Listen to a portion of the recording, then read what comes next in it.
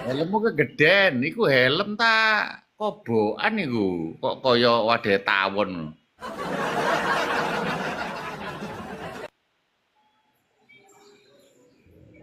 Mboten kegeden iki kula enak iso ambekan Cak. Lho, ya ono hubungane dok. Ngerti ya, antara ambekan ambek helm. Kaya astronot ngono awakmu. Apa iku omahe tawon kon gawe iku?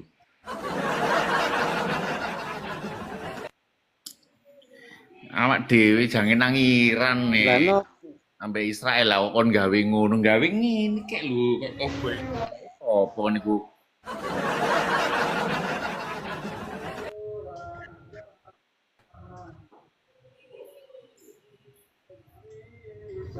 kula ajenge dijak Cak Mat kabulator.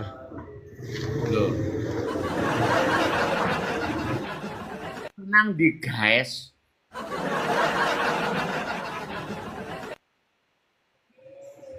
Nggih ten anu Cak, ten nggone mriko lho, ten Tunjungan Pelasa.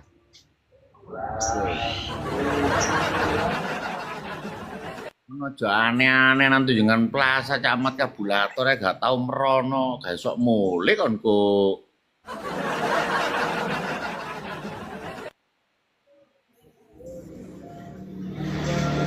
Mantuk Cak, napa kok mboten mantuk? Ayo, helm iku kate numpak apa? Kok helm koyo ngono iku?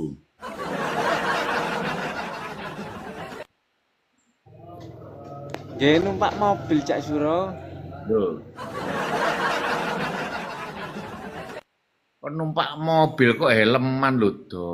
Ya Allah ya Rahman, iso raimu gak ketok. Iku helm iku teko laran ta teko tambak ta teko ndi?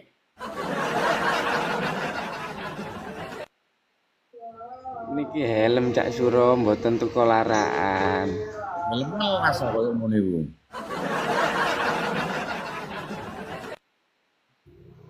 Nggih niki helm. Sing ngomong gawe ngono sapa mau? Tak kaplok kan iki. Nggih nek nang embong-embong iku tok nggih helm sih Cak Suro. Ya tapi yo pas do, helm iku lawa dok. Kayak kemarin ndasmu lho gak ketok.